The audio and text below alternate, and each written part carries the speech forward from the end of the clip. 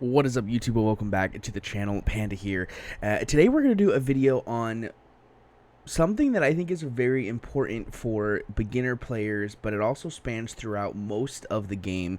Eventually you get to the point where you're kind of just like, yeah, this is a daily thing, whatever, it's not that important because you've already got a team built for it. But that is what is up above me, which is the Demon Lord, or what we all refer to as the Clan Boss. Clan Boss is an incredibly important part of the game for several reasons. First is it is a clan effort. You work with your clan to take down this boss on various different difficulties, from easy all the way up to ultra nightmare. And another thing is it's a huge benefit for your account solo because you gain things such as ancients, voids, sacreds, and epic and legendary books and shards and various other things.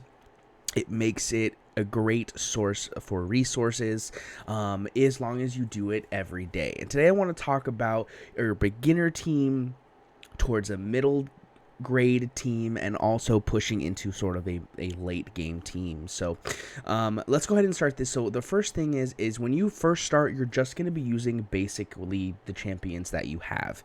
My head is kind of in the way of blocking the rest of my champions, but the rest of my champions are just food.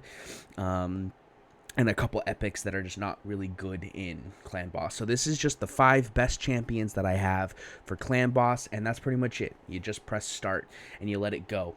Typically, you're going to be focused on 2 main things in the early game of Clan Boss. And I guess really the early game you're focused on one, and that is just building up your main farmer champion, your starter champion. In this case, mine is Kale, and using your Kale to do all your damage, because that's all that he's good for, unfortunately. You know, that's all you're gonna have. You're gonna have an early game poisoner in Kale, or I guess just an early game DPS if you choose to go with Gaelic or Aethel or Elhain. But you're primarily going to be focused on getting your Kale up to build for farming, and he is going to be the majority of your damage for your first Clan Boss team. And that is because he has masteries, he's 6-starred, he's ascended, and he probably has your best gear on him. And so because of that, he's just going to do better than everyone else. Then the thing that you want to start moving into is more poisons. So you'll see here that I'm actually using Aethar.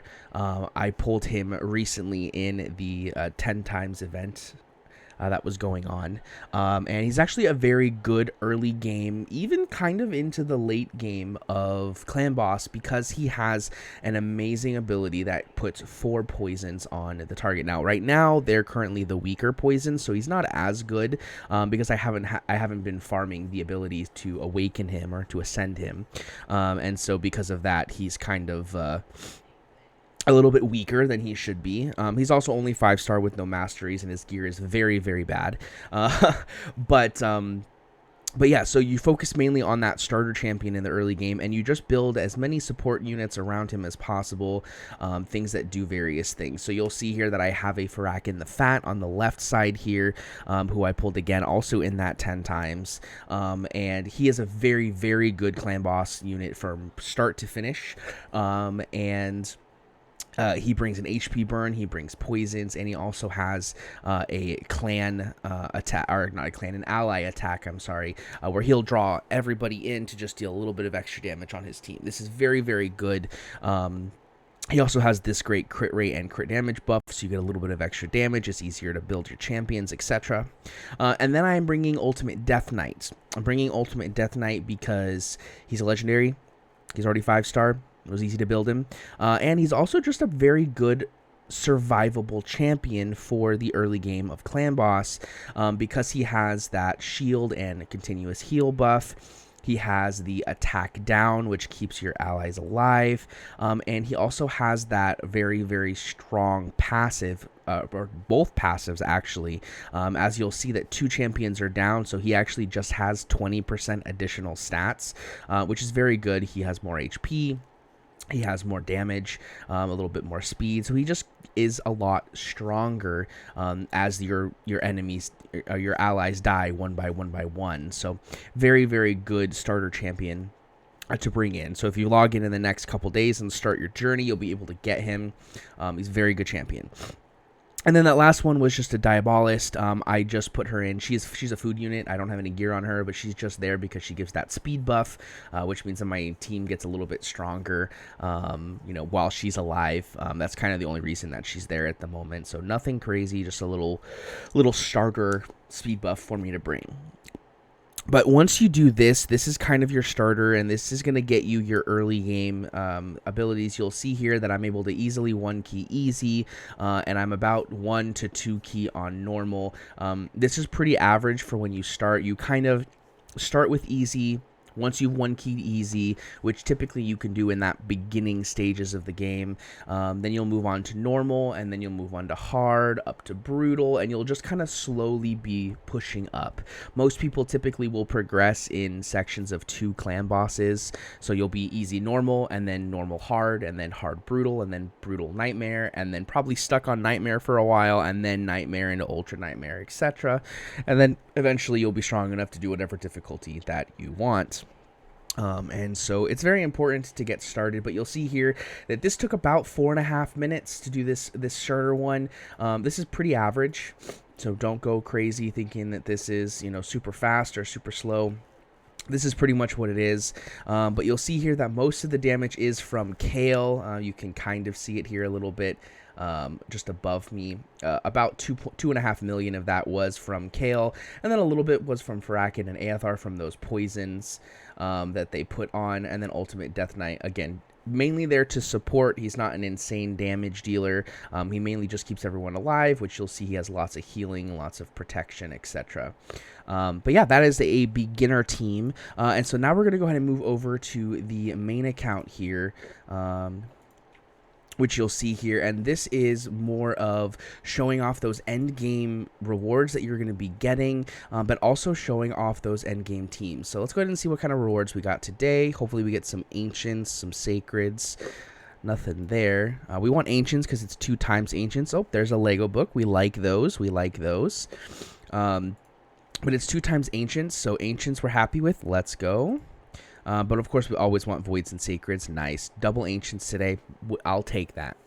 But then you'll see over here on the left where I'm using my clan here, shout out to ULRR, to kind of show off some different teams that you have access to. So you'll see here that most of these teams, I think all of them actually, it looks like all of them, but yeah, most of these teams are using a version of an unkillable or a block damage comp. This is kind of like the end game comp that you do want to go. There are a couple other teams obviously that do work, but you'll see here that most of these comps are kind of where they're at in terms of, building a block damage or an unkillable comp. So you have a pretty popular team here. This is a man-eater comp. That's known as Bat Eater, and that's because we use Seeker, and then we're using double Man-Eaters, which is this Void Epic here, and then you use a Pain Keeper, and then over here you've got yourself Draco for some damage, and then here we've got another kind of version of a block damage comp. Same thing here, another Bat Eater that's just using Jintoro. I think that's Jintoro. I think it's Jintoro. Then here we have a budget unkillable, which is the kind of team that I use. But ultimately, you'll see that it relies along a couple different champions, which we're going to go ahead and talk about here really quickly. It uses a couple different types of champions that are very powerful, that do the job. So we have up here Demon Spawn, we have Helikath. Helikath has this ability here that places a block damage buff on all allies for 2 turns with a 4-turn cooldown. He's very good because of this ability. He also has some other good stuff, like counter-attacking whenever an ally is hit with a block damage. He also has this really strong shield, which allows it to be easier to keep your stun target alive. And then he also has a chance to place a weaken on his basic, so very good overall champion. But then we also have some others, like we have in the dwarf faction, we have this Void Epic Demitha. She's very similar. She's got a block damage. It's on a 3-turn cooldown, and it's only a 1-turn, so she's a little more difficult to make work, but she does. She also has this great duration of ally buff increase, which is really good. That also has a heal. And then she has a shield with the lowest turn, so helps keep that stun target alive as well. But there's several different champions that work really well for this. But basically, you're looking for unkillable champions. Or I'm trying to, where is it? Ogren Tribes. Unkillable champions like Maneater here. You're looking for block damage champions, etc. And I'd really like to go over more specific teams, but unfortunately I really only have my own team, which is the last thing I'm going to show you guys is my team fighting Ultra Nightmare. So I have 2 different teams down here at the bottom. I have one for non-spirit, so anytime it's magic or force, and then I have a team for spirit, which is this one down here. Obviously today is magic, so we're going to use the non-spirit. And basically it's almost a complete auto. You have a couple things you have to do at the beginning of the round for certain teams to make sure that everything falls in place, but you're basically going to be doing just a couple different things to make sure that everything lines up perfectly, and then you let it go to auto and it will survive for all 50 turns. So you'll see that we use a couple different champions in here. We use Geo for DPS, we use Vizier because he helps extend debuffs. We use the Maneater, of course, for unkillable, and then we use Painkeeper for lowering cooldowns with her A3 and healing with her A2, and that's her main reason that she's in this team. And then we just hit auto. And then we're using, obviously we have Geo for the HP burn and weaken, and the reflect damage passive, which is going to be a majority of our damage. We have Rowan, this Void champion in the middle, who is our stun target. So she's built a specific way so that she gets stunned by the clan boss, and then she also applies some very good things. Her A3 is a 4-hitter that applies a poison on each hit, which is very, very powerful. And she has an A3 that is a 3-hitter, so we do have her built with Giant Slayer, so she does some extra damage there. But she's primarily there to be stunned by the clan boss, so that none of our other champions are ever hurt. That's kind of the overall point. But you'll see here that our team will eventually get down to just having no health, and then Painkeeper will heal up our team, and that will make it so that everyone has a little bit of health for the reflect damage passive, which you're seeing all these numbers popping up, is from that reflect damage from Geo's passive. But that is basically the team. So I kind of wanted just to give you guys an intro into like what Clan Boss is, and talk about a couple of the different types of teams that are around, and show off why you should be doing it. So there are a couple great content creators that do all sorts of stuff Clan Boss that I'm going to go ahead and plug into this video. Definitely check them out. They're great. DeadwoodJedi has an amazing website, which we've talked about in one of the last videos. I'll go ahead and put that video up there in the in the corner, so you guys can check that video out about resources. But he has a great website that has a Clan Boss calculator that helps you build teams and get them started. There's also Mullet Reaver. He's a great content creator as well. He has a Twitch account that he streams on. He also has a YouTube. And he, I believe, is currently the world record holder for clan boss damage, using an Infinity Shield comp, but he's actually responsible for the team that you see in this video here. He went ahead and built that for me this last weekend, so huge shout out to him, but definitely check him out. He's great at putting together clan boss teams. He's very knowledgeable. And there's also several other Twitch streamers and YouTube creators out there that do clan boss stuff.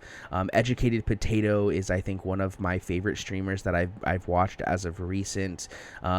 He's a funny guy. He's got some really good content, and he's super helpful to the community. So if you guys ever need help with building a team or figuring something out, he's the guy to go to. Go check him out. And of course, all the other content creators are great as well. But definitely, I would say DeadwoodJedi, Educated Potato, and Mullet Reaver are probably the best out there when it comes to clan boss that I'm aware of. If you liked this video, guys, go ahead and hit the like button, subscribe for more content like this. We are going to be doing an ancient shard pull on my main account, and I think I might have 1 or 2 shards on my referral account that we might pull as well, so definitely keep a lookout for that. But leave a comment in the comment section down below about what clan boss you're using, or maybe who helped build your clan boss. Maybe you built it by yourself. Maybe you need help with it. Definitely leave a comment down below and we'll see what we can do for you. Anyways, guys, that is it for me. Thank you so much for hanging out, and I'll see you in the next one. Peace.